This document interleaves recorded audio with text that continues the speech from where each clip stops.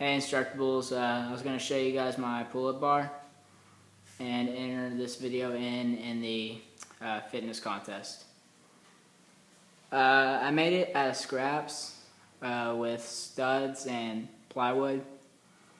What I did for each base was make a triangular base with a shelf over it, which is pretty handy.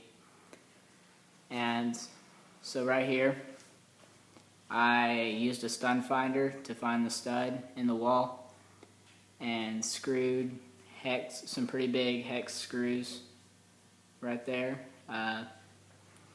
Right here is half of a stud.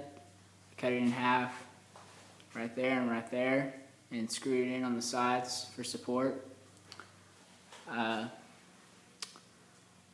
used 1/2 inch plywood as the base for all that. With this triangular base, if you guys decide to make this, then make sure everything's square and cut at 45-degree angles. For the shelf, I also used 1/2 inch plywood with another half of a stud going across the top. The shelf also has a ton of support for it. If you guys decide not to do the shelf, then I would put something over it for support, otherwise it'll just wobble back and forth. Did the same thing over there. And up here is 1-inch galvanized pipe. I cut it. I didn't even cut it this length. It was already, I got it at the Home Depot, and it was already this length. It was perfect. Well, these are the handles. I took those off of an old broom, old push broom. Those are really comfy, and if you've ever used a pull-up bar before, especially without comfort grips, they'll tear your hands up.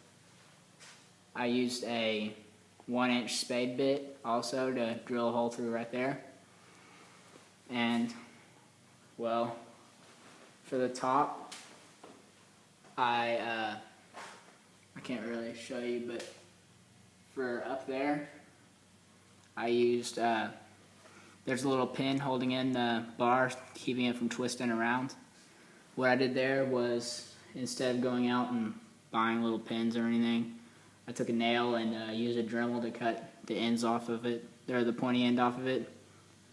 And I drilled a hole through the wood, used a drill press to drill a hole through the galvanized pipe, and stuck that pin right in there, and it keeps it from wobbling or spinning back and forth.